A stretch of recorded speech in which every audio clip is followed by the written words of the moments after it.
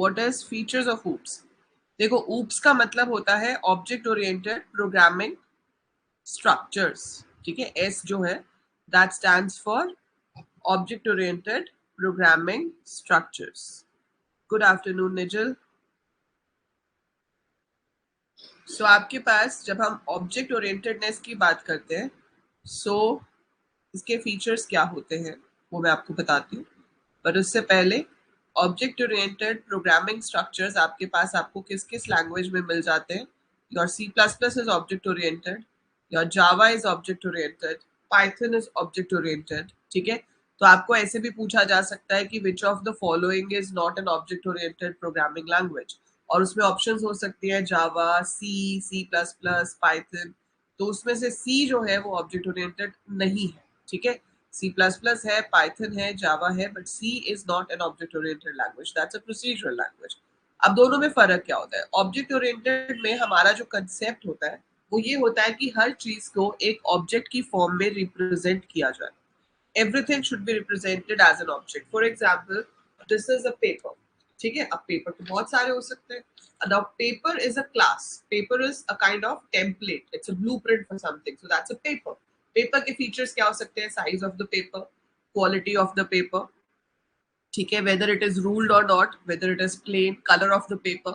So those can be the features of paper, जो उसके data members जिन्हें आप कह सकते हो.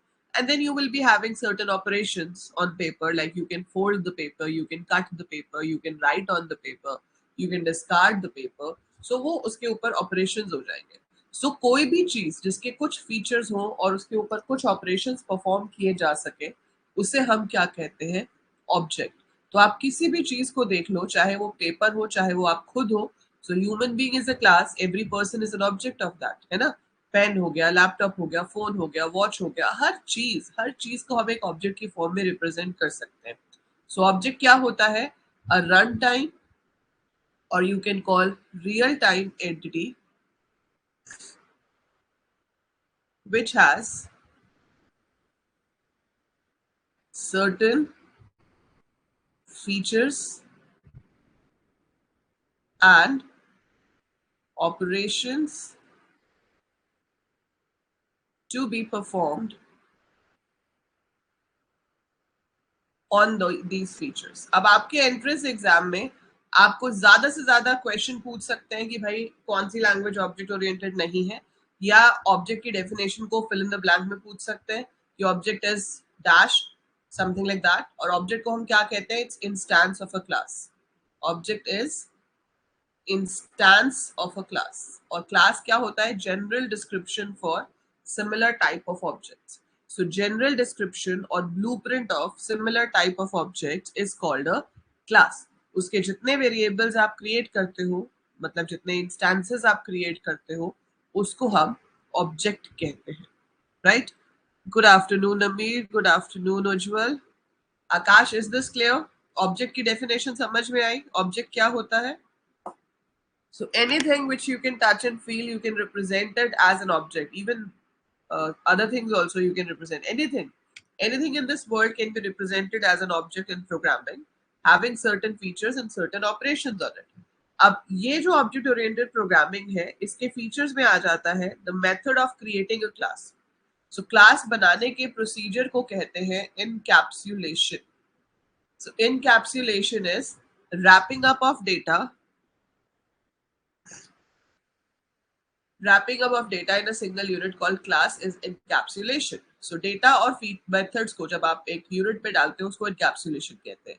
दूसरा फीचर होता है polymorphism, which is made up of a French word poly and morphism. So poly means many, morphism means forms. So when a single thing can behave in different forms, that is called polymorphism. For example, 3 plus 5 gives you 8, but 3 plus 5 gives you 35, है ना? So this is polymorphism. So 3 plus 5 gives you 8, 3 plus 5 gives you 35. Same plus sign is used for two different purposes over here. Then we have inheritance. Inheritance is कि आपके पास एक class है और उसी के features को यूज करके आप एक और क्लास क्रिएट करना चाहते हो. For example, you have rectangle के फीचर्स डिफाइंड है, उसी को यूज करके मैं क्यूबॉइड बनाना चाहती हूँ. So that will be inheritance, जिसका मेजर पर्पस होता है रीयूजेबिलिटी ऑफ कोड, एक ही कोड को हम बार बार यूज कर सके। oops का एक्सपेक्टेशन क्या है? One question can come from this. एक क्वेश्चन आ सकता है, हद दो आ जाए, बट वन से ज्यादा एक्सपेक्टेड नहीं है इसमें से। उज्जवल, हैव सम मेडिटेशन, थोड़ा रिलैक्स करो, ठीक है, डीप ब्रीथ करो, आपको सब आता है, you practice so many questions, है ना? So just everything is an example of OOPS. बेटा लैंग्वेज पूछ रहे हो तो C plus plus, Java and Python. बाकी मैंने आपको बताया कि हर चीज एक ऑब्जेक्ट की फॉर्म में रिप्रेजेंट हो सकती है, चाहे वो पेन हो, पेपर हो, वॉच हो, मोबाइल का चार्जर हो, मोबाइल सेल्फ हो, चेयर हो, टेबल हो, वॉल हो, विंडो हो। हर चीज के कुछ ना कुछ फीचर्स होते हैं और कुछ ऑपरेशन होते हैं जो हम उसके ऊपर परफॉर्म कर सकते हैं। So anything where you have certain data and you have certain operations to be performed on the data.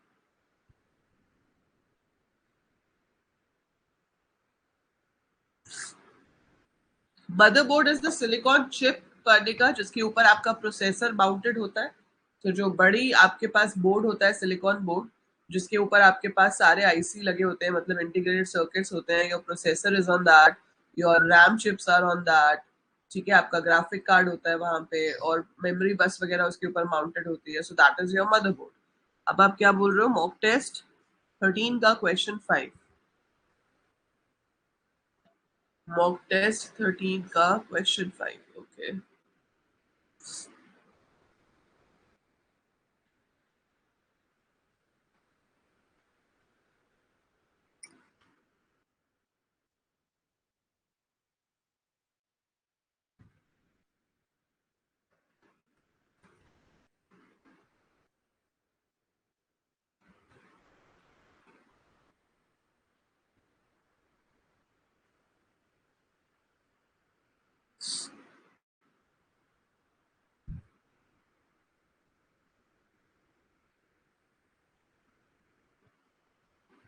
आज आपकी YouTube पे लाइव क्लास 5 बजे है शाम को।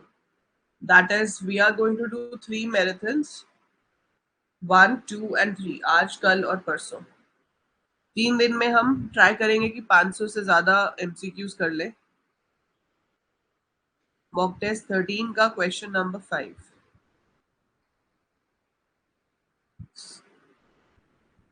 Which component of a computer system is responsible for managing and coordinating all the activities? नहीं, activities जो control करता है वो आपका ऑपरेटिंग सिस्टम होता है। अगर हार्डवेयर कंपोनेंट होता तो मदरबोर्ड आंसर होता, but we are just talking about component. तो मदरबोर्ड खाली तो कुछ नहीं कर सकता ना जब तक ऑपरेटिंग सिस्टम उसको इंस्ट्रक्शंस नहीं देगा। अगर ऑपरेटिंग सिस्टम इंस्ट्रक्शन देगा तभी तो वो काम करेगा, because hardware does not work of its own by the time no instruction is given.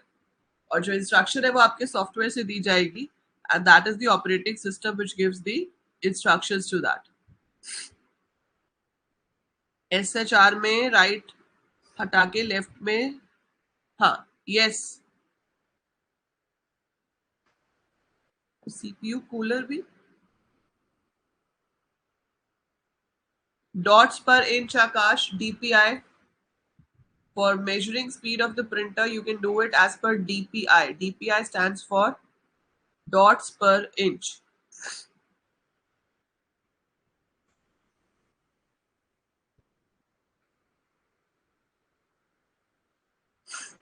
Switching techniques आपके पास अभिनय 3 होती है। नेटवर्किंग में स्विचिंग का मतलब क्या होता है कि कोई भी डेटा जो हमारे पास आ रहा है उसको आगे कैसे भेजना है। सो स्विचिंग का मतलब होता है sending an incoming line to an outgoing line, basically making the connections, ठीक है। तो वो जो कनेक्शंस हैं जो पहले जमाने में स्विचिंग होती थी वो होती थी circuit switching, which was basically used for your telephone lines, ठीक है, जो लैंडलाइन फोन्स होते हैं।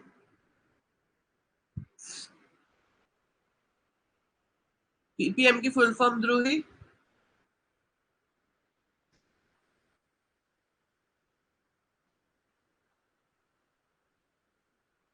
which one Akash?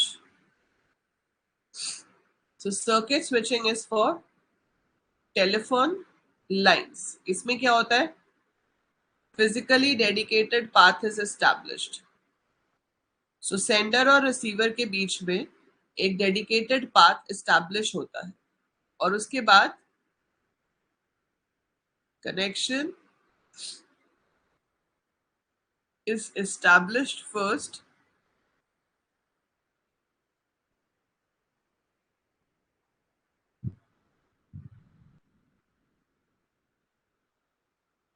बेटा कई जगह पे डीपीआई भी दिया हुआ है,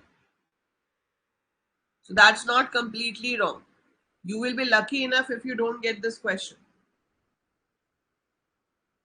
Connection is established first and then transmission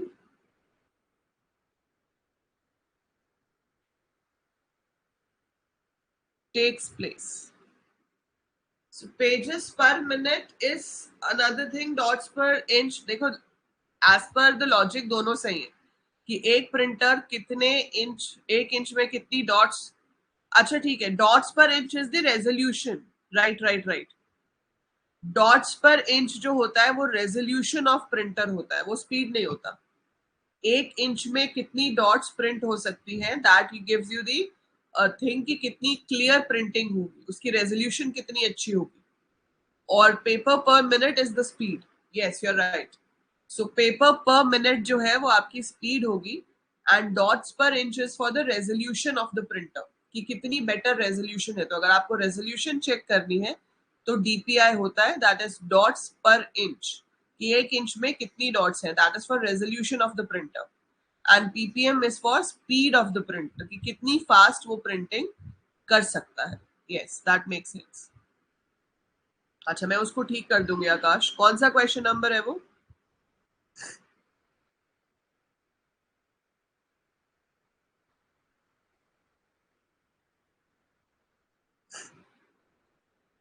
सो अब हम आ जाते हैं वापस स्विचिंग पे। सो सर्किट स्विचिंग जो है, it's physically dedicated path, connection is established first and then transmission takes place, और उसके बाद कनेक्शन रिलीज हो जाता है। फिर भाई इसके बाद सोचा गया कि हमेशा तो हर कोई प्रेजेंट नहीं होता ना, तो there should be some way of sending data otherwise also. तो आपके पास आया मैसेज स्विचिंग, जो कि आपके ईमेल्स और एसएमएस वगैरह आ जाते हैं, कि जब आपको मेल करनी है, आपको एसएमएस भेजना है, तो आपके पास क्या आ जाएगा, मैसेज स्विचिंग। सो मैसेज स्विचिंग में क्या होगा कि हमने डेटा भेज दिया, आई चेक कोई बात नहीं। सो हमने डेटा भेज दिया, अब जब रिसीवर ऑनलाइन आएगा उसको वो डेटा मिल जाएगा। सो यहां से डेटा सेंड कर दिया गया, receiver will get it when receiver will be online. So इसमें no prior connection is required. So बिना कनेक्शन एस्टैब्लिश किए डेटा भेजा जा सकता है। पर इसमें प्रॉब्लम आने लगी कि भाई बहुत बड़े बड़े मैसेजेस होते हैं, तो कई बार जो इंटरमीडिएट कंप्यूटर्स होते हैं वो उसको हैंडल नहीं कर पा रहे थे। तो फिर आई packet switching. It has best features of both. इसमें सर्किट स्विचिंग और मैसेज स्विचिंग के बेस्ट फीचर्स हैं। इसमें क्या कर देते हैं, data is divided into smaller parts called packets. तो आपका जो डेटा है वो छोटे छोटे पार्ट्स में डिवाइड हो जाता है, जिसे पैकेट्स कहते हैं। अब इसको आगे भेजने के लिए दोनों तरह की ऑप्शंस होती है, कनेक्शन लेस भी है, कनेक्शन ओरिएंटेड भी है। कनेक्शन लेस में क्या होता है कि हर किसी के साथ डेस्टिनेशन एड्रेस अटैच कर दिया जाता है।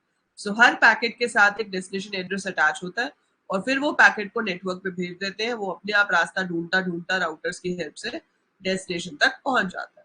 कनेक्शन ओरिएंटेड में पहले एक रूट डिसाइड कर लिया जाता है कि भाई सेंडर से डेस्टिनेशन इसी रास्ते से जाना है, और फिर सारे के सारे पैकेट्स सेम रास्ते को फॉलो करते हैं। नहीं, हार्ड डिस्क की ही सबसे ज्यादा स्टोरेज होती है पढ़ने का।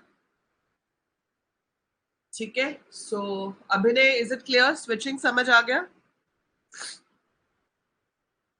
आपकी स्टोरेज कैपेसिटी सबसे ज्यादा हार्ड डिस्क में ही होती है, ब्लू रे डिस्क की भी नहीं होती।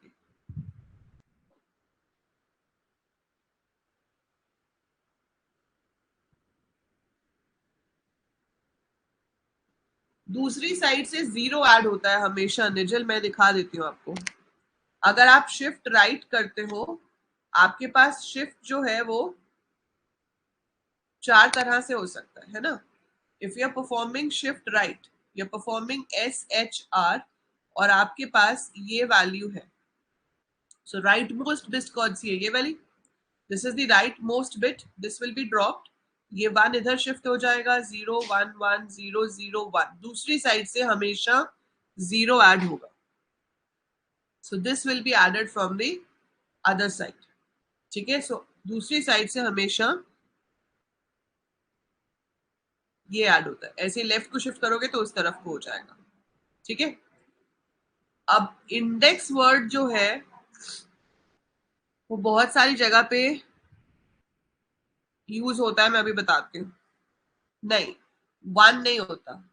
सर्कुलर राइट शिफ्ट जब आप करते हो तो उसमें डिपेंड करता है कि आपका ड्रॉप कौन सा हुआ है। अगर 0 ड्रॉप हुआ है तो 0 दूसरी तरफ जाएगा, 1 ड्रॉप हुआ है तो 1 दूसरी तरफ जाएगा।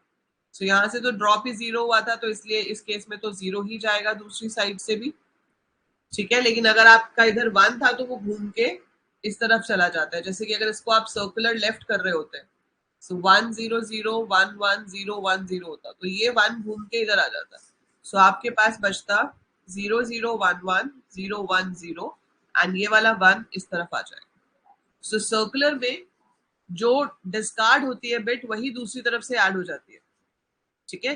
सो जिस बिट को हम डिस्कार्ड करते हैं वही दूसरी तरफ से ऐड हो जाती है, जबकि शिफ्ट लेफ्ट राइट और शिफ्ट लेफ्ट जो होता है नॉर्मल वाला, उस केस में हमेशा 0 ऐड होता है। एक अर्थमेटिक शिफ्ट राइट भी होता है, अर्थमेटिक शिफ्ट राइट आपको नहीं आना चाहिए, उसमें जो भी साइन बिट होती है वो आती है। सो हो सकता है कि आपने अर्थमेटिक शिफ्ट राइट पढ़ा हो निजल। सो अर्थमेटिक शिफ्ट राइट में ये वाली बिट जो है वो साइन बताती है, अगर ये 1 है तो आपका नंबर नेगेटिव है, अगर ये 0 है तो आपका नंबर पॉजिटिव है। तो अगर आप अर्थमेटिक शिफ्ट राइट करोगे तो अगर ये 1 है तो यहाँ भी 1 ही ऐड होगा, अगर ये 0 है तो यहाँ भी 0 ही ऐड होगा, बट इतनी डिटेल में शिफ्टिंग आपको नहीं आ सकती।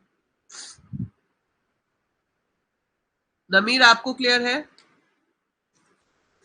सी हैश को सी शार्प भी कहते हैं पढ़ने का, तो सी शार्प या C hash it is used in mobile app development iOS की, as well as it is used for game development, game development में यूज होता है, ठीक है। अच्छा, अब इंडेक्स पूछा था आकाश ने, इंडेक्स वर्ड का मतलब क्या होता है? देखो, इंडेक्स एक तो होता है एरेज के केस में, है ना, जब आपके पास एरेज लिस्ट ये सब कुछ होता है तो वहां पर एक वर्ड आता है हमारे पास इंडेक्स, जो कि बताता है पोजीशन।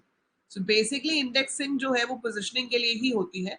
तो अगर आपके पास एक एरे है जिसके अंदर ये वैल्यूज है, तो आपका जो इंडेक्स है वो शुरू होगा 0 से। So index always starts from 0। So first element is at position 0, second element is at position 1, third element is at position 2। So इससे हम इंडेक्स या सबस्क्रिप्ट भी कह सकते हैं। दूसरा, इंडेक्स आपका डेटाबेसेस की फॉर्म में भी होता है, तो जब हम डेटाबेसेस को मेंटेन करते हैं तो रिकॉर्ड को जल्दी से ढूंढा जा सके तो उसकी फास्ट सर्चिंग के लिए भी रिकॉर्ड्स को इंडेक्स दिए जाते हैं। So that is also termed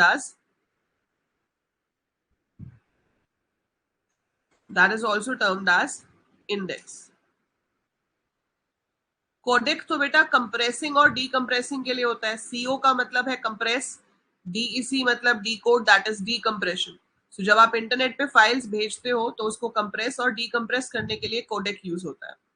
modem का काम है digital to analog, analog to digital signals convert करना, so that is also use for conversion. तो वो आपका जो सिस्टम में सिग्नल्स होते हैं वो डिजिटल होते हैं, जो वायर में होते हैं वो एनालॉग होते हैं, और उनको ट्रांसमिट करते टाइम जो चेंजेस लाने होते हैं वो मॉडेम करता है।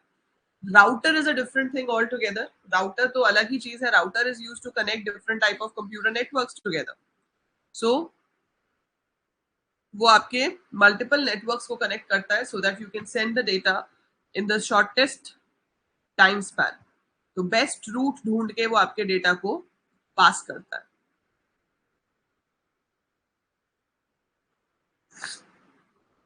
मॉक टेस्ट में क्वेश्चन था when both of the inputs are 1, तो एंड होगा ना बेटा, नैंड क्यों होगा अभी ने? सार्थक, शिफ्ट राइट इज, आपको सिर्फ इतना करना है कि जो आपकी राइट मोस्ट बिट है, जैसे ये है, सो राइट मोस्ट बिट को डिस्कार्ड कर दो, बाकी का नंबर 7 बिट्स जो बची है उसको एज इट इज लिखो, दूसरी तरफ से 0 ऐड कर दो, अगर लेफ्ट शिफ्ट करते तो लेफ्ट वाली एक बिट को हटा देते और दूसरी तरफ से 0 ऐड कर देते।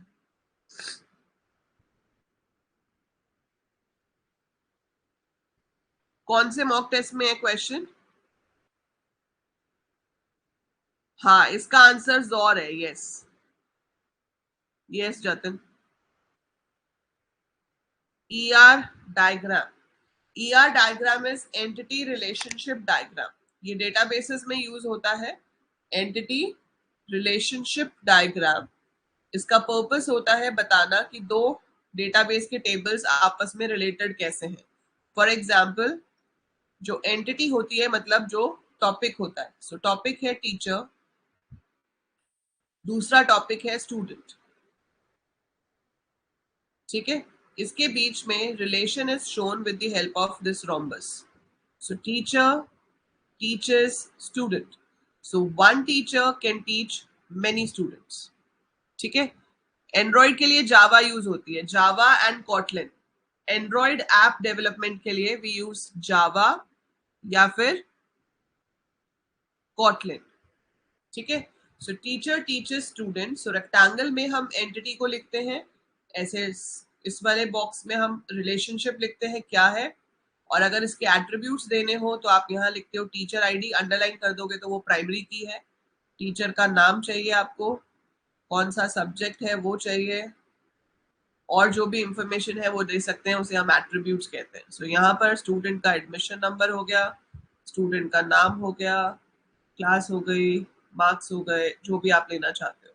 सो दीज आर एट्रीब्यूट्स। तो आप यहाँ पे ये याद रखोगे कि ईआर डायग्राम में ओवल शेप यूज होती है to show attributes, rectangle use होता है to show entity, and then we have relation. Relation आपका 1 to 1 हो सकता है, मतलब एक टीचर एक student, that is 1 to 1, 1 to many हो सकता है। और वैसे टीचर स्टूडेंट में मेनी टू मेनी होता है, क्योंकि एक स्टूडेंट मल्टीपल टीचर से पढ़ सकता है और एक टीचर मल्टीपल स्टूडेंट्स को पढ़ा सकती है। ठीक है, so that is ER diagram. पढ़ने का you got your answer. Java and Kotlin दो लैंग्वेजेस है which is used for Android development.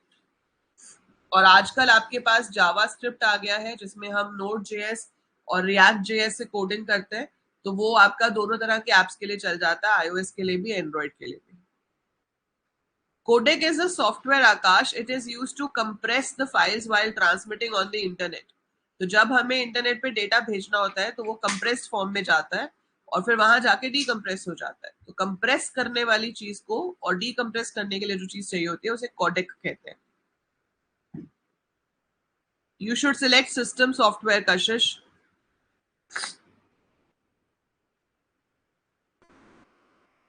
किसके ऊपर नजल? ईआर डायग्राम के ऊपर आया था। वर्सिटिलिटी एंड मल्टीटास्किंग सेम होता नहीं। वर्सिटिलिटी इज द एबिलिटी, मतलब कुछ कुछ मिलती जुलती टर्म्स हैं but not exactly same. Versatility is that you can perform different type of task. ठीक है, वर्सिटिलिटी का मतलब है कि आप अलग अलग काम कर सकते हो। जैसे कि मैं कहूँ कि मैं सी भी पढ़ा सकती हूँ, C++ भी पढ़ा सकती हूँ, जावा भी पढ़ा सकती हूँ। सो वर्सिटाइल इन कोडिंग, कि किसी भी कोडिंग लैंग्वेज में कोडिंग कर सकती हूँ। ठीक है, लेकिन मल्टीटास्किंग होता है at the same time you are doing multiple task. एक ही टाइम पर मल्टीपल टास्क साइमल्टेनियसली हो रहे हैं, उसे मल्टीटास्किंग कहते हैं। Device drivers are example of use में आंसर टू सॉफ्टवेयर था, बट मॉक टेस्ट 12 में सेम क्वेश्चन का answer system software. Is it जतन? आई विल चेक बेटा। ऐसे क्वेश्चंस का आंसर ऑप्शन में से सोचना पड़ेगा, बिकॉज काफी आंसर ओवरलैप कर सकते हैं। हाँ,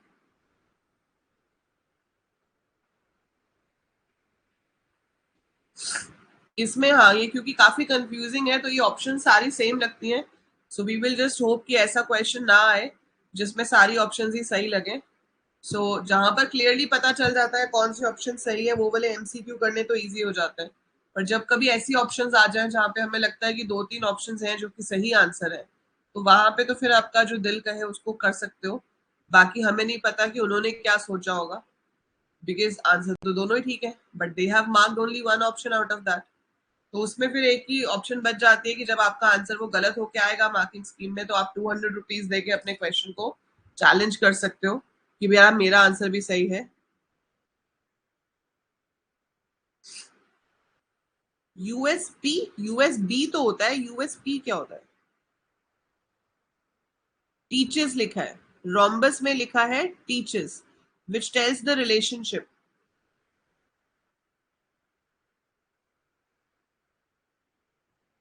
नहीं, you don't have to do that. Structure chart, hierarchy chart and context diagram, इतना डिटेल में नहीं जाएगा किसी भी हालत में.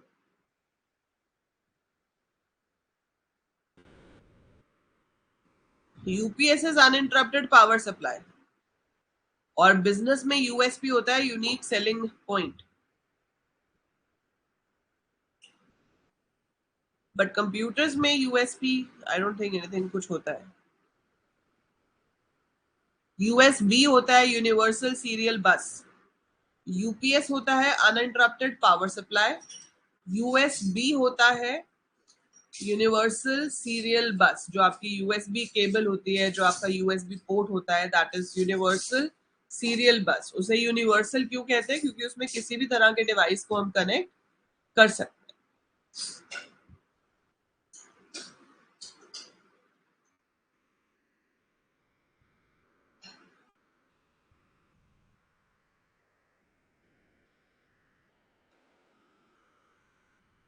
और बताओ.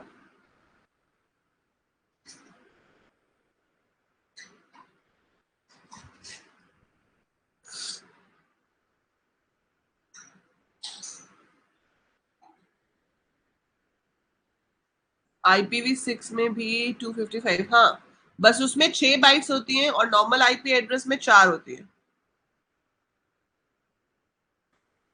Nigel polymorphism is a feature of object-oriented programming. Versatility is the feature of computers ना, कि कंप्यूटर जो है वो versatile होते हैं. They can be used for multiple type of jobs. Sure पढ़ने का.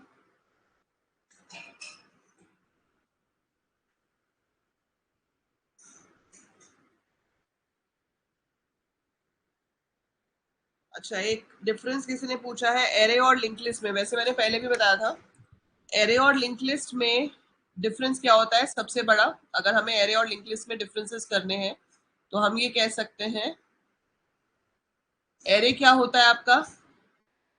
सीक्वेंशियल नहीं होता, रैंडम एक्सेस होता है. मतलब आप किसी भी लोकेशन पे जाकर डायरेक्ट एक्सेस कर सकते हो. तो सबसे बड़ा डिफरेंस तो है कि एरे कंटिग्यूअस है, लिंक लिस्ट नॉन कंटिग्यूअस है. दूसरा डिफरेंस इसके अंदर क्या होता है कि ये रैंडम एक्सेस है, तो आप एरे में किसी भी पोजीशन पर डायरेक्टली जा सकते हो. सो A5 can directly fetch 6th element.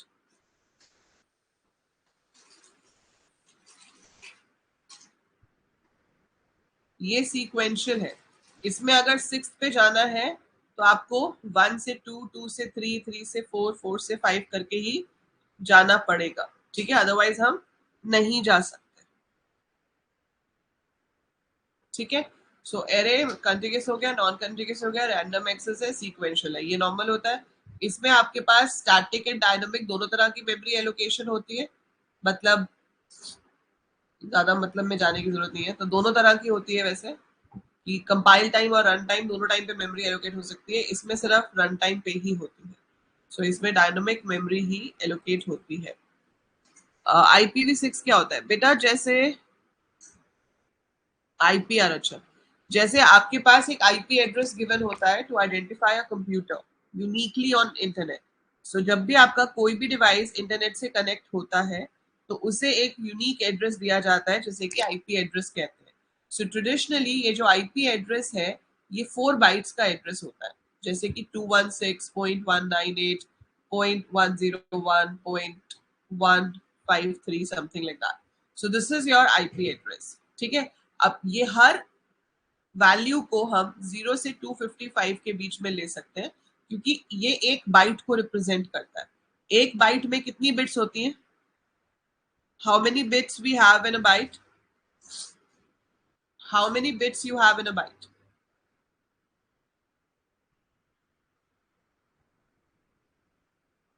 8.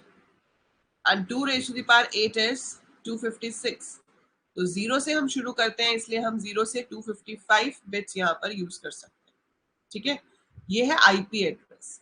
जो कि हर कंप्यूटर को यूनिकली आइडेंटिफाई करता है। अब लेटेस्ट जो आया है वो है IPv6, that is internet protocol version 6। इसमें आपका जो एड्रेस है, क्योंकि कंप्यूटर्स दिन ब दिन बढ़ते जा रहे हैं, जो इंटरनेट के साथ कनेक्ट होते हैं, वो devices are increasing like anything, तो सबको एड्रेस मिल पाए इसलिए 4 बाइट्स की जगह इस एड्रेस को 6 बाइट्स का कर दिया गया है। 6 बाइट्स का जब हम कर देते हैं तो उसमें भी सेम ही चीज है कि हर बाइट में 0 से 255 तक की वैल्यू हो सकती है। तो IPv4 जिसमें 4 बाइट्स में एड्रेस होता है, IPv6 जिसमें 6 बाइट में एड्रेस होता है, दैट इज द डिफरेंस। ठीक है। अब IPR की फुल फॉर्म है इंटेलेक्चुअल प्रॉपर्टी राइट, जो आप खुद से अपना कुछ भी इंटेलिजेंस से प्रॉपर्टी क्रिएट करते हो। ठीक है, इट्स नॉट अबाउट घर बंगला गाड़ी, इट्स नॉट अबाउट दैट। ठीक है, लेकिन अगर आपके पास इंटेलेक्चुअल प्रॉपर्टी है तो घर बंगला गाड़ी भी आ ही जाएगा। ठीक है, सो इंटेलेक्चुअल प्रॉपर्टीज जो आपने अपने इंटेलिजेंस से कुछ क्रिएट किया है उसके ऊपर आपको राइट्स मिलते हैं। सार्थक ऐसा कुछ नहीं है बेटा, हर किसी को IP एड्रेस ही मिलता है। ठीक है, we don't have type like this. उसमें आपके पास जो टाइप ऑफ एड्रेसेस है, जो सबनेट वगैरह होता है, सबनेट मास्किंग एंड ऑल, वो बहुत ही डिटेल टॉपिक है। तो वो जब आप कंप्यूटर नेटवर्क्स पढ़ोगे अपना BCA में, then you will be studying that. ठीक है, सो इंटेलेक्चुअल प्रॉपर्टी राइट्स में हमारे पास 216 is the value for 1 byte. Yes. जब आप अपना कुछ भी खुद का क्रिएट करते हो तो आपको उसके ऊपर कॉपीराइट मिल सकता है, ट्रेडमार्क लाइसेंस मिल सकता है, या फिर पेटेंट मिल सकता है। तो जैसे मैंने अभी एक वीडियो बना के अपलोड की यूट्यूब पे, तो मुझे ऑटोमेटिकली उसका कॉपीराइट मिल जाता है ना। या मैंने कोई बुक पब्लिश करी तो मुझे उसमें जो कंटेंट है उसका कॉपीराइट मिल जाता है। तो जो सबसे पहले कंटेंट को पब्लिश करता है उसको उसका कॉपीराइट मिल जाता है। अगर कोई और बिना आपकी परमिशन के, बिना आपकी रेफरेंस के आपके कंटेंट को यूज करता है तो आप उसे कॉपीराइट क्लेम दे सकते हो। ठीक है, देन ट्रेडमार्क होता है, आकाश UPS होता है बेटा, USP नहीं होता। सो ट्रेडमार्क जो है आपके पास वो होता है फॉर योर लोगोज, जैसे कंपनी के लोगोज होते हैं, जैसे एयर कोडर का लोगो है या नाम हमने लिया है। ठीक है, ऐसे मैकडोनल्ड्स, KFC, एडिडास, नाइकी, सबके लोगोज हैं and they have names and they register the name ताकि कोई और उसे यूज ना कर सके। तो जब आप उसे रजिस्टर करा लेते हो अपने लोगो को, अपने नाम को, ताकि कोई और उसे सेम बिजनेस में यूज ना कर सके, उसे ट्रेडमार्क कहते हैं। हाँ, उसके लिए क्लेम लेना पड़ता है। और पेटेंट होता है साइंटिफिक इन्वेंशंस के लिए। नहीं सार्थक, कॉपीराइट करवाना नहीं पड़ता बेटा, ट्रेडमार्क का करवाना पड़ता है, पेटेंट का कराना पड़ता है। सो ट्रेडमार्क आपको गवर्नमेंट से रजिस्टर कराना पड़ता है, you have to submit your file, you have to get it registered. Similar way अगर आपने कोई साइंटिफिक इन्वेंशन की है तो 20 ईयर्स के लिए वो पेटेंट होता है। 20 ईयर्स के लिए आपके नाम पे पेटेंट होगा, कोई और आपकी परमिशन के बिना उसको यूज नहीं कर सकता है। आकाश, पहले ना जब डेस्कटॉप होते थे, अब तो आजकल मोस्टली बच्चों के पास भी लैपटॉप्स हैं, but when we had desktops तब इन्वर्टर भी नहीं होते थे। पहले में इन्वर्टर्स जैसी कोई चीज नहीं थी हमारे पास, है ना। तो घर में क्या होता था कि लाइट चली गई तो कोई बात नहीं भाई, पंखा बंद हो जाएगा, AC बंद हो जाएगा, फ्रिज बंद हो जाएगा, कोई चक्कर नहीं। लेकिन कंप्यूटर अगर बीच में बंद हो जाता था तो आपका जो भी अनसेव्ड डेटा था वो लॉस हो जाता था। And there was a risk कि अगर एकदम से कंप्यूटर बीच में बंद हो जाएगा तो उसके कंपोनेंट्स खराब भी हो सकते हैं। तो हम कंप्यूटर्स के साथ एक अलग से छोटा इन्वर्टर कह सकते हो, वेरी छोटा इन्वर्टर लगाते थे हम। हाँ, तो वो एक तरह से है UPS, कि अगर लाइट चली भी जाए तो भी वो आपके कंप्यूटर को ऑन रखता था, वो उसमें अनइंटरप्टेड पावर सप्लाई प्रोवाइड करता था। तो आपकी लाइट जाने के बाद भी कुछ मिनट तक आपका कंप्यूटर चलता रहता है, आप उसे आराम से तसल्ली से अपना काम सेव करो और उसके बाद आप उसको टर्न ऑफ कर सकते हो। तो it was kind of a mini inverter which was only design for the desktop computers, कि इसमें आप अपना सेव सूव कर लो और उसके बाद अपने कंप्यूटर को टर्न ऑफ कर दो, एकदम से बंद नहीं होगा।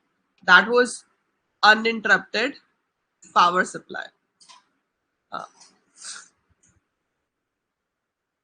फिर जब इन्वर्टर आ गए तो फिर अनइंटरप्टेड पावर सप्लाई के लिए इसकी जरूरत ही नहीं पड़ती, क्योंकि अब लाइट जाती है तो पूरे घर में ही लाइट चलती है ना। जैसे आज भी यहाँ पे लाइट नहीं है तो अभी तो इन्वर्टर चल रहा है, अब बंद हो जाएगा तो फिर छुट्टी हो जाएगी। हाँ, पहले यूपीएस ऑन करते थे, फिर कंप्यूटर ऑन करते थे।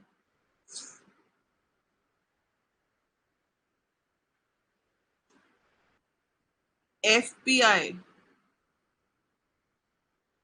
पीआई तो पर इंच जैसा ही कुछ लग रहा है। हाँ, फ्रेम्स पर इंच। ये इमेज क्वालिटी के लिए होगा।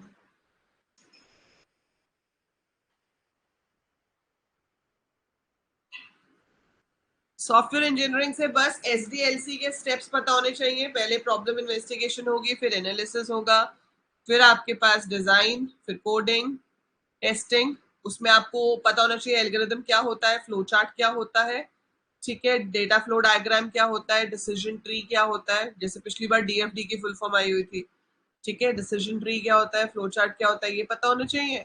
और उसके बाद आपको ब्लैक बॉक्स टेस्टिंग और व्हाइट बॉक्स टेस्टिंग पता होनी चाहिए।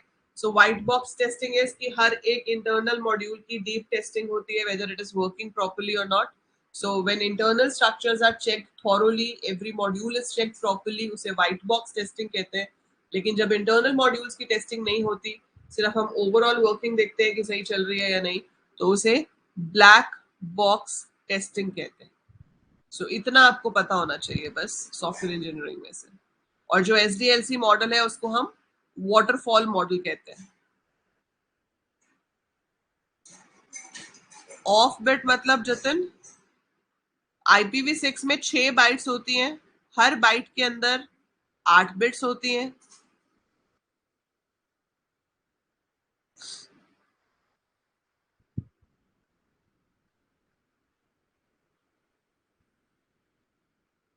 मैक एड्रेस क्या होता है सीयूटी में? आईपी एड्रेस मैक, हाँ, क्योंकि वो 12th के सिलेबस में है ना, तो सीयूटी में इसलिए आया था। मैक एड्रेस होता है एक परमानेंट एड्रेस जो कि आपके नेटवर्क इंटरफेस कार्ड को दिया जाता है। सो एनआईसी क्या होता है? नेटवर्क इंटरफेस कार्ड, जिसकी हेल्प से आपका कोई भी कंप्यूटर लैन या मैन में कनेक्ट होता है। सो लोकल एरिया नेटवर्क में जब हम कंप्यूटर को कनेक्ट करते हैं, so that is network interface card की हेल्प से करते हैं। अब इसको एक यूनिक एड्रेस दिया जाता है by the manufacturer, by manufacturer, उसे मैक एड्रेस कहते हैं। मैक एड्रेस 6 बाइट्स का होता है। It is separated by colons. उसमें डॉट होता है आईपी एड्रेस में, यहाँ पे कोलन्स होता है। आईपी एड्रेस डेसिमल फॉर्म में रिप्रेजेंट होता है, ये हेक्साडेसिमल फॉर्म में रिप्रेजेंट होता है। So it is represented in hexadecimal form. तो आपके पास एक वैलिड मैक एड्रेस हो सकता है like 75A392F8 7B91. So this is a valid MAC address. New technology file system. Akash, आपके कंप्यूटर में जो हार्ड डिस्क होती है या जो भी स्टोरेज डिवाइस होते हैं, उसमें किस लोकेशन पे कौन सी फाइल स्टोर्ड है, उसका ट्रैक रखने के लिए पहले होता था FAT. FAT is file allocation table, which use to keep a track कि कौन सा डेटा कहाँ पर स्टोर्ड है। So that use to be FAT, file allocation table. अब जो होता है वो NTFS है, that is new technology file system, which keeps a track कि हार्ड डिस्क में कौन सी मेमोरी लोकेशन पर मेरी कौन सी फाइल स्टोर्ड है। It helps you in data recovery and data management. So it's a file management system, NTFS, new technology file system.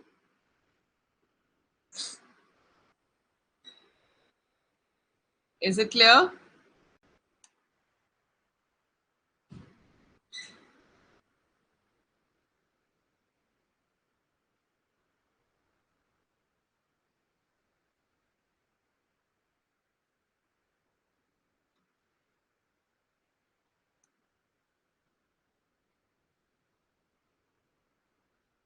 हाँ, पहले फैट यूज होता था, अब NTFS यूज होता है। दोनों का काम सेम है।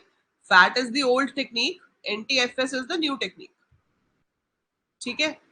टाइप्स ऑफ बस में अभिनय 3 बसेस होती हैं। एक डेटा बस होती है which carries the data from one part two another. Address bus होती है विच holds the address of the memory location या डिवाइस जहां से रीड या राइट करना है।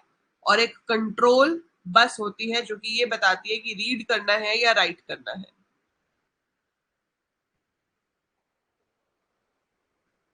Fat is file allocation table Nissl, file allocation table. Number of bits जाते 6 into 8, 48 bits हो गई ना। आपके पास 6 बाइट्स हैं, एक बाइट में 8 बिट होती है, तो 6 into 8, 48 bits will be there in IPv6 address.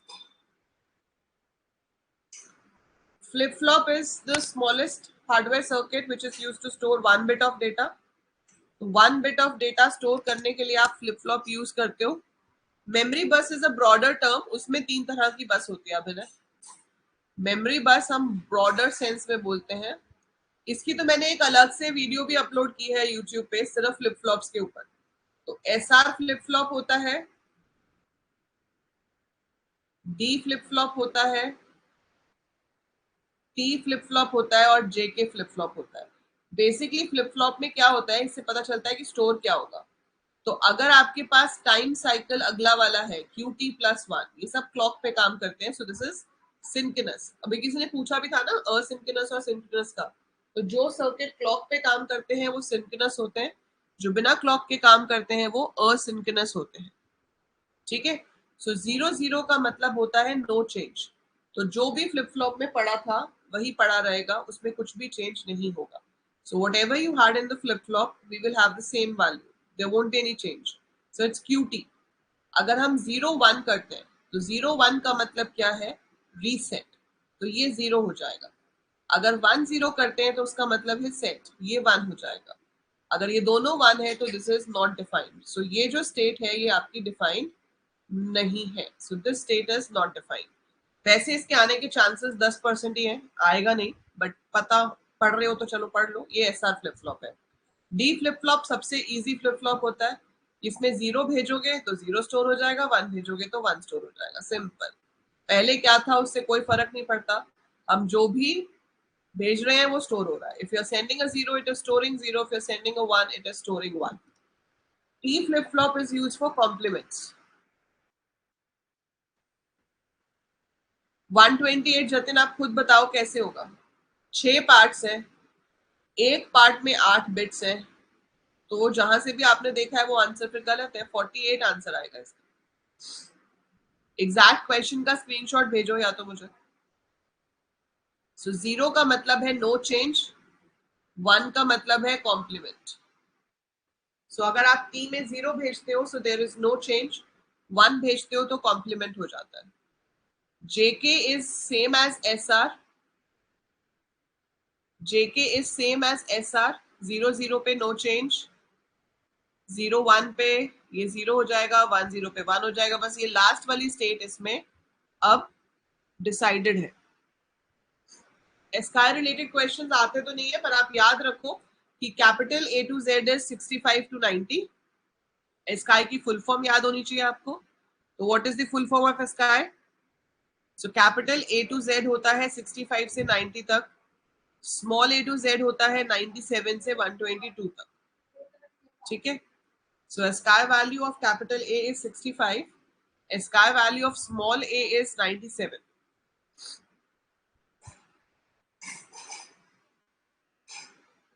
And full form of ASCII is American Standard Code for Information Interchange। BCD की फुल फॉर्म होती है बाइनरी कोडेड डेसिमल्स। स्काई की होती है Indian standard code for information interchange. So that is what you have to remember out of this. Unicode होता है universal code. सो unicode stands for universal code system.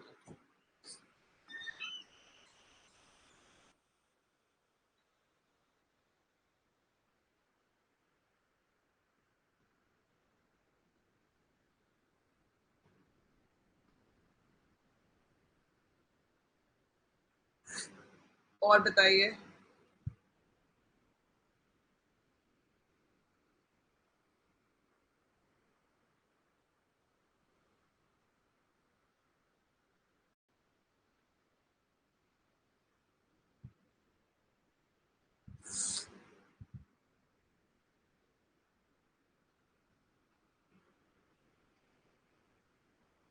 इन सब की एक बारी फुल फॉर्म लिख दोगे?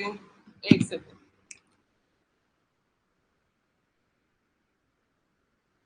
मैं चेक करती हूँ जब तक। स्काई की फुल फॉर्म है American standard code for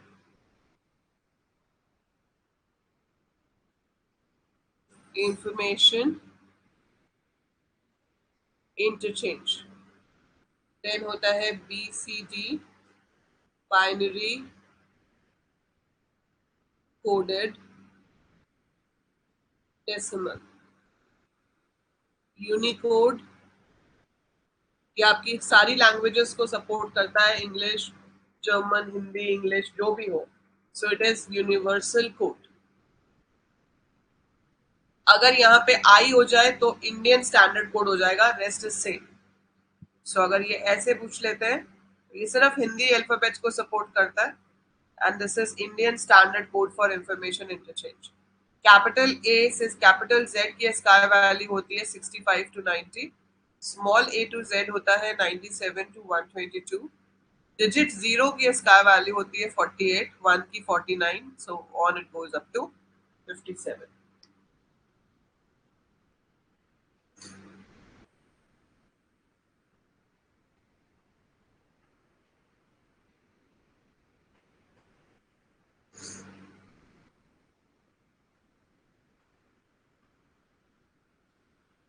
Number of bits used by IPv6 address.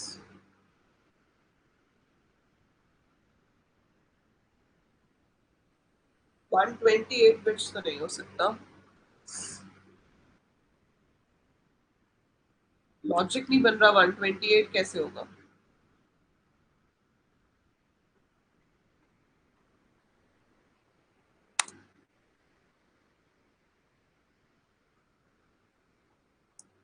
Number of bits used by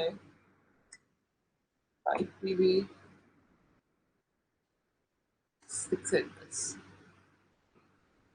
क्यों?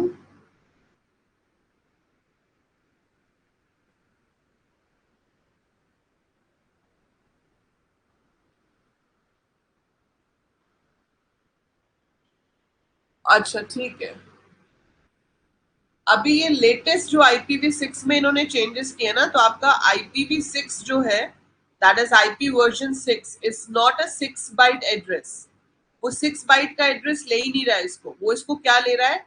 8 groups of 16 bits, and it is represented in hexadecimal. जो मैंने आपको बताया वो पुराना वाला IPv6 आया था, but now there are changes in that as well.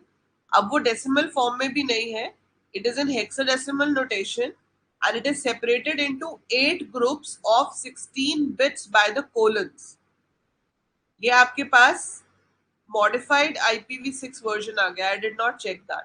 ठीक है, सो ये आपके पास 8 group 16 bit each, so 16 multiplied by 8 is 128। तो आप 2 raise to the power 128 different computers को एड्रेस कर सकते हो। So you can address different way. तो ये आपके पास 16 बाइट्स का एड्रेस है, 6 बाइट्स का नहीं है। ठीक है, so IPv6 is not a 6 byte address anymore, it is a 16 byte address. Yes, 26 alphabet हुए ना आकाश? ठीक है, so thank you Jatin for pointing it out. I also got to know the changes. ठीक है, तो इसमें आपके पास क्या है कि जो IPv6 है वो 6 बाइट्स का एड्रेस नहीं है, वो आपका 16 बाइट्स का एड्रेस है। So IPv6 is a 16-byte address which is represented in hexadecimal, and it is divided into 8 parts separated by colons. 1, 2, 3, 4, 5, 6, 7, 8। और इसमें क्या है आपके पास हेक्साडेसिमल नोटेशन में शो होता है। सिंस इट इज 16 बाइट्स, तो बिट्स कितनी हो जाएंगी? 16 into 8 which is 128, and we can refer to 2 raised to the power 128 different computers.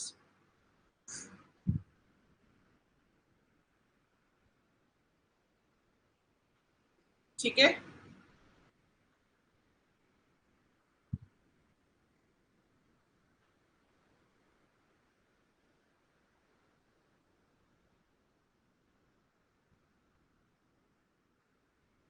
और WWW जो W3 कंसोर्टियम है, it is managed by that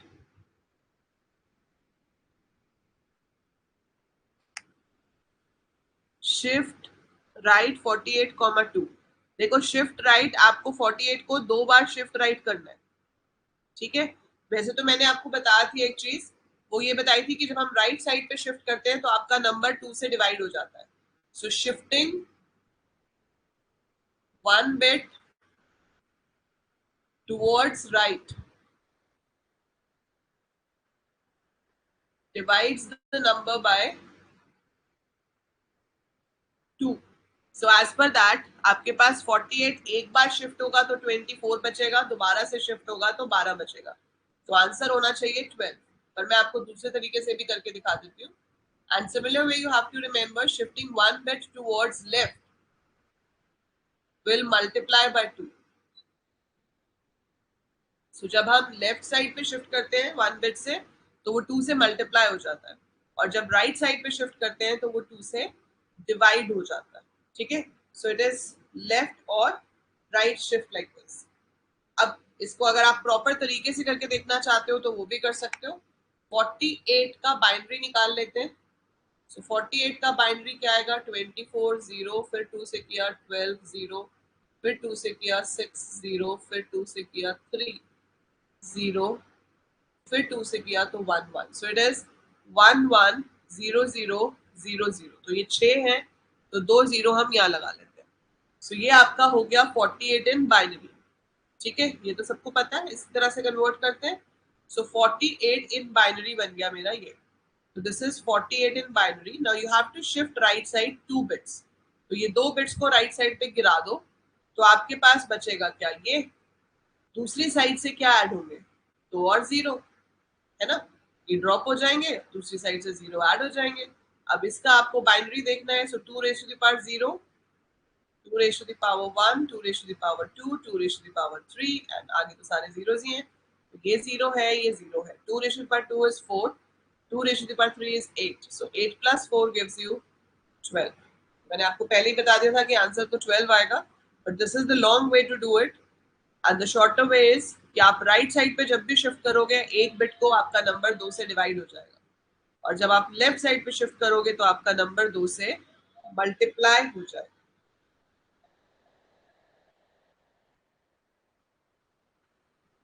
ठीक है।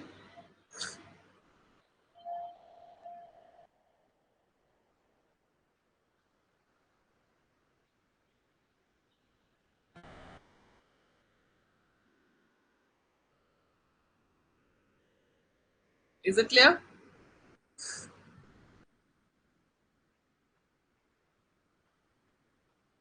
और बताइए।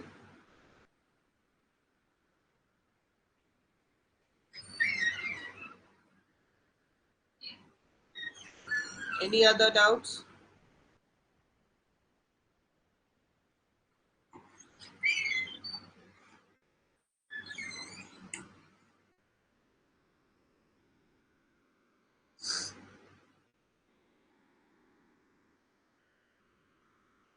शॉर्ट वाला तो कुछ भी नहीं था ना आकाश।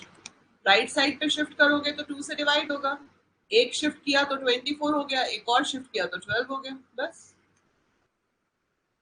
अगर लेफ्ट साइड पे शिफ्ट करते हो तो 2 से मल्टीप्लाई हो जाता है।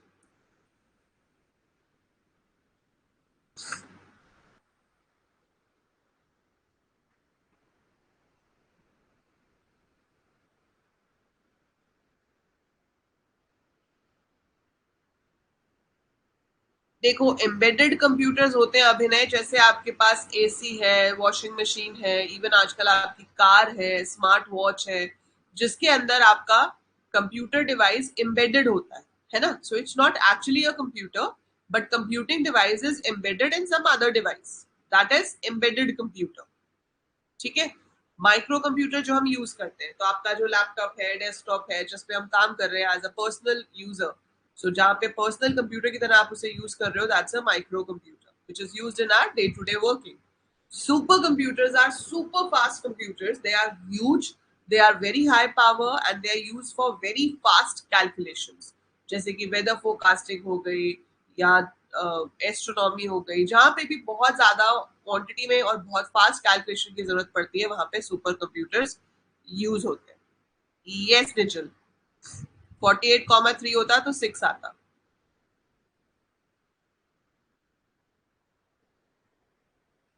37 और 18 को वो उसमें अंशिका देखो, आपको इतना याद रखना है कि पहले तो 37 और 18 का हम बाइनरी कर लेंगे।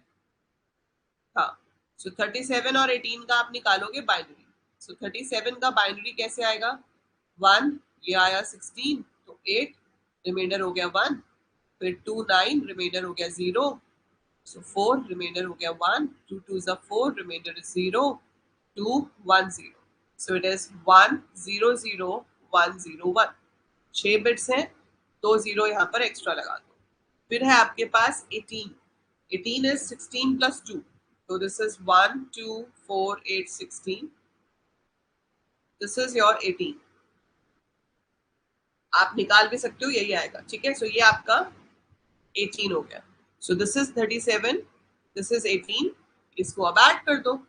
1 plus 0 is 1, 0 plus 1 is 1, 1 plus 0 is 1, 0 plus 0 is 0, this is 1, this is 1, this is 0, this is 0। अब इसको आप वापस डेसिमल में कन्वर्ट करके देखो। 2 raise to the power 0, 2 raise to the power 1, 2 3 4 5। So 2 raised to the power 5 is 32, 2 raised to the power 4 is 16, अगला 0 है उसको लेंगे नहीं, फिर आ गया 4, फिर 2, फिर 1। So 32 plus 16 is 48, 48 plus 2 50, 55। यही आना चाहिए था आंसर। तो हमने बाइनरी को ऐड किया। बाइनरी को ऐड करते हुए ये ध्यान रखना होता है कि 0 प्लस 1 तो आपको 1 ही देता है, लेकिन कहीं आपने 1 प्लस 1 कर दिया तो आपका सम 0 आएगा और कैरी जो है वो 1 जाएगा। So sum will be 0 and carry will be 1। और अगर 3 1 ऐड हो गए, सो 3 1 का मतलब है सम इज 3। 3 को बाइनरी में हम कैसे रिप्रेजेंट करते हैं? 1 1। So sum will be 1, carry will also be 1। Fastest memory cache होती है, और अगर सीपीयू के रजिस्टर्स हैं आपके पास तो सीपीयू के अंदर सबसे फास्ट रजिस्टर्स होते हैं। But if you just talk about main memory, so fastest memory is cache. Yes Sarthak, cache is the fastest memory.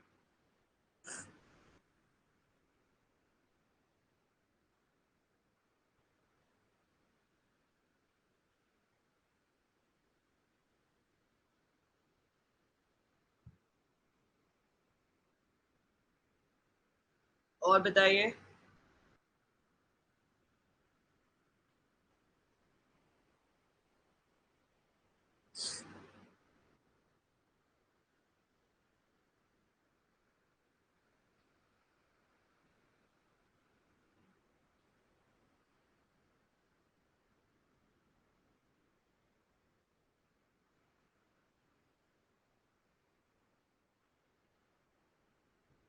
So we will be having a doubt clearing session tomorrow also, day after also, और paper से पहले भी सुबह एक रख लेंगे, ठीक है।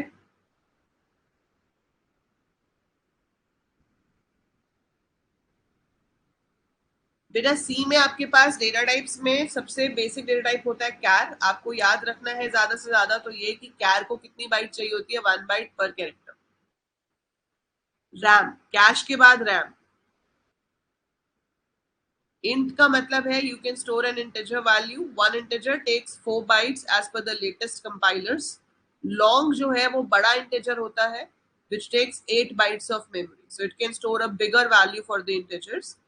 Float is when you have to store the number in points, जब आपको points में डेसिमल में नंबर स्टोर करना हो तो आप float यूज करते हो। उसमें भी float और double दो ऑप्शंस होती हैं। फ्लोट अगर आप ले रहे हो तो आप डॉट के बाद 6 डिजिट्स तक स्टोर कर पाओगे। अगर आप डबल ले रहे हो तो आप डॉट के बाद 12 डिजिट्स तक प्रिसिशन होल्ड कर पाओगे। Satellite is the fastest wireless transmission media. So अगर आप वायरलेस ट्रांसमिशन मीडिया की बात करते हो तो सैटेलाइट जो है वो फास्टेस्ट है, और अगर वायर्ड ट्रांसमिशन मीडिया की बात करते हो तो fibre optic is the fastest.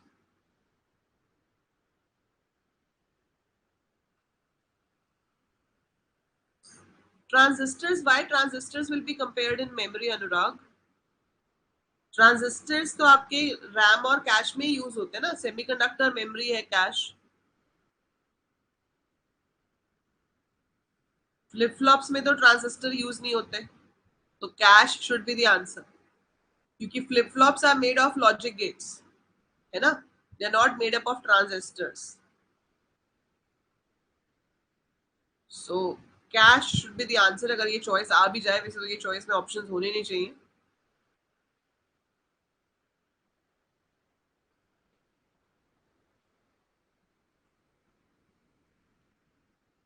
Scan F होता है बेटा, रीड एफ नहीं होता. प्रिंट एफ होता है प्रिंट करने के लिए. सी लैंग्वेज में अगर आपको स्क्रीन पे कुछ भी प्रिंट कराना है, so we have printf function for that, जिसमें इसके लिए कैरेक्टर स्पेसिफायर होता है परसेंटेज सी, इंटीजर के लिए परसेंटेज डी, लॉन्ग के लिए एल डी, इसके लिए फ्लोट, इसके लिए L F. Just a second.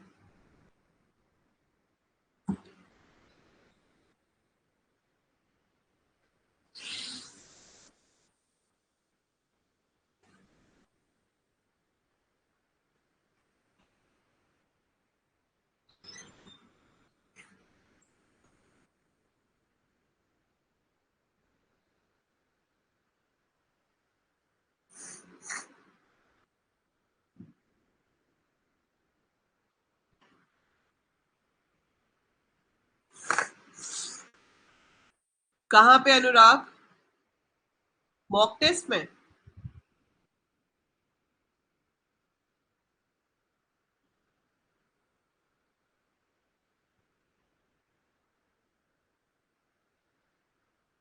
Scan F होता है रीड के लिए, प्रिंट एफ होता है राइट करने के लिए.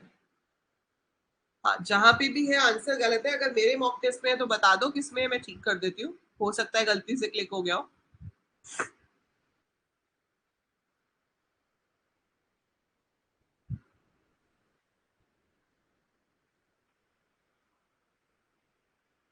अच्छा, बाकी सी प्लस प्लस में सी इन होता है इनपुट के लिए, सी आउट होता है प्रिंटिंग के लिए. चलो,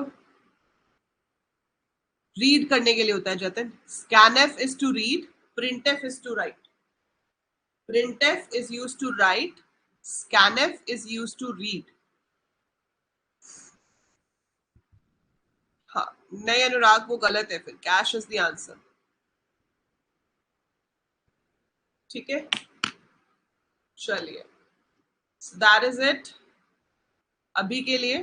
5 बजे मिलते हैं. बाकी के डाउट्स आप वहां पे पूछ सकते हो. ये निजिल इतना नहीं आएगा, ये सी लैंग्वेज के पार्ट्स हैं. ये मैंने सी वाली वीडियो में कराया हुआ है. If you want to see in detail आप देख सकते हो. बस आई डोंट थिंक इतना पूछेंगे. बस आप बाइट्स याद रख लेना कि कौन सी डेटा टाइप को कितनी बाइट्स मिलती है. उसके भी चांसेस कम ही है. बस ये याद रखना कि क्या कहते हैं. अच्छा, मैं आपको ना अभी एक नोट्स की पीडीएफ भेज रही हूँ. I am sending you a PDF. I got it from someone. किसी ने भेजी थी मुझे. उसमें काफी अच्छे नोट्स हैं फंडामेंटल्स के. तो वो मैं आपको भेज देती हूँ अभी ग्रुप में. वो आप लोग एक बार चेक कर लेना, ठीक है. और फिर 5 बजे मिलते हैं फॉर परफॉर्मिंग अदर एमसीक्यूज. चलिए, बाय एवरीवन, टेक केयर.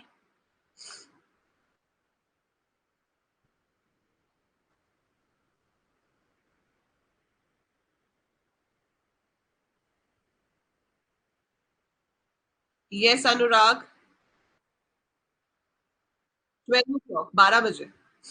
आज 12 बजे रखी थी, कल भी 12 बजे ही रखेंगे.